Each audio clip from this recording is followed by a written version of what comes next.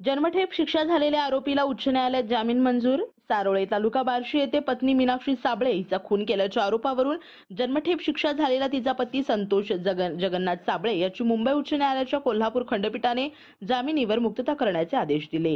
Crane घेण्यासाठी माहेरून 25,000 रुपये का आणत नाही म्हणून मारहाण करून रॉकेल ओतून पत्नी मीनाक्षी हिचा खून केल्याच्या आरोपावरून वैराग पोलिसांनी आरोपी विरुद्ध दोषारोपपत्र दाखल केले होते। बार्शी सत्र न्यायालयाने आरोपीला जन्मठेपेची शिक्षा सुनावली होती। त्या शिक्षेविरुद्ध आरोपीने मुंबई उच्च न्यायालयात ॲडव्होकेट जयदीप माने यांच्यामार्फत अपील व जामीन अर्ज दाखल केला होता।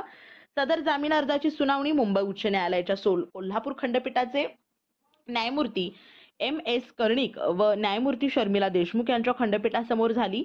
आरोपीच्या जामीन अर्जाच्या सुनावणी दरम्यान आरोपीचे वकील ॲडव्होकेट जयदीप माने यांनी न्यायालयाच्या निदर्शनास आणून दिले की सदर प्रकरणातील मयताच्या मृत्यूपूर्व जबाबात विसंगती आहेत, त्यामुळे सदरचा विसंगतपूर्वक जबाब विश्वासार्ह नाही।